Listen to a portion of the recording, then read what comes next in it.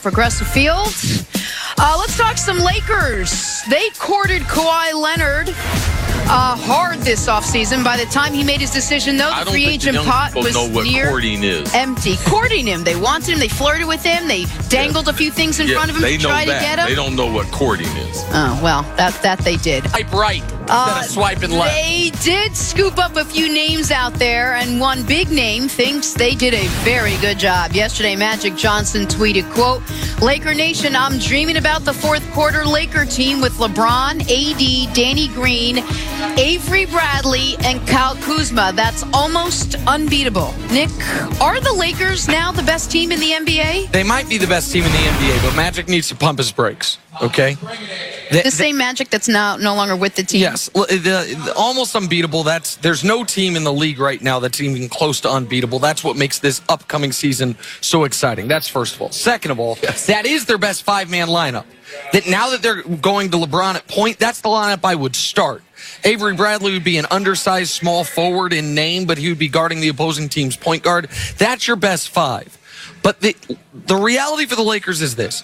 We can't for a week talk about them gambling on getting Kawhi, not getting Kawhi, and then act like that gamble doesn't have a downside. Take it from me. If you gamble and lose, there's some downside to it. And so for the Lakers, they have a bit of a mismatched roster to a degree. If they start the guys that, if they start the team that I think they actually will start with Boogie instead of Bradley, you're big. You have six guys that are guards coming off the bench with just a couple forwards on your bench. You don't necessarily have elite shooting throughout the game. There are some weaknesses there. The only way the Lakers make the NBA Finals and win a championship is if they have not one, but two MVP candidates at the end of the year. In LeBron and Anthony Davis. You need Anthony Davis, the player he showed you he was the 2 seasons prior to this one, playing 75 games, being the best big man in the NBA, and you need LeBron to be the guy he's shown you he is over the last 15 years. If you get 75% of what you had gotten from LeBron over the last 15 years, you can't win a title. If Anthony Davis is not as good as he was the last time he played a full season, you can't win a title. The other pieces make you eligible for it. Danny Green's a good pickup. Kuzma in year 3, you expect big things from him. But the way the Lakers get in the game is by having not just the best player on the court, but the best 2 players on the court in most games and playoff series. The mistake the Lakers made when LeBron first got there was, right, they sort of created the wrong type of team around him. He needed shooters. They didn't put shooters around him. Are you happy now that with the team they're putting around both he and AD, these are enough, this is enough shooting, that this is more than enough of what LeBron needs? In the NBA, you can't have enough shooters. So I do believe they have a better roster than they had last season. But given the limitations, what he pointed out, when you decide to go after Kawhi, it's going to take you 5 days into free agency. The depth of free agency was totally gone, and there was only a select group of players that would fit into the Lakers, and most of them, besides Danny Green, they're not a great fit. Right. Some of them are good fits, and depending on what the attitude of the veteran players, I'm going back to Magic, because I believe right now on paper, the Clippers are a better team. The reason why is because I believe that their roles will be far more defined. Patrick Beverley doesn't have to change how he's going to play. Lou Williams not going to change how he's going to play. All those other players, they've played a lot of minutes together, and Doc Rivers knows how to utilize them. We don't know if Rondo's going to be a starter somewhat throughout the year. We don't know if Boogie Cousins is going to be a starter. And Rob Pelinka and Jenny Buss and LeBron James, they need to get Magic to shut up, because he's not helping the Lakers. Because you know what? Boogie Cousins, if he sees that tweet, right, what's he supposed to think? Rondo is a veteran player with a lot of pride. What's he supposed to think? So Magic, he does not know what he's doing in the the disruption to the team and team chemistry. Well, him just sitting there where I was running the team, and now I'm just going to be a part of the team, the most visible, and I'm going to run the team on Twitter. I fully agree with that, and I want to hone in on the Clippers for a moment, because while I believe the Lakers' top two, LeBron and Anthony Davis, are a better duo than Kawhi and Paul George, the rest of the Clippers roster is superior, and they all know their roles. You have Pat Beverly. He knows he's going to be the starting point guard. You have Lou Williams, who could be a starting shooting guard, but has absolutely excelled in sixth man and going to finish the games. Landry Shamet will probably be their starting shooting guard, but knows he's not the best two on the team. It's Lou Williams. They have two centers that are just Montrezl Harrell, thrilled he's carving out an NBA career for himself, and Zubac, who the Lakers threw away last year, traded away for no reason, just like Mike Muscala, just got $32 million and can't believe his luck. So everyone on the Clippers knows exactly the role they need to be in, and if anyone has a question with it, Doc Rivers is the man to tell them.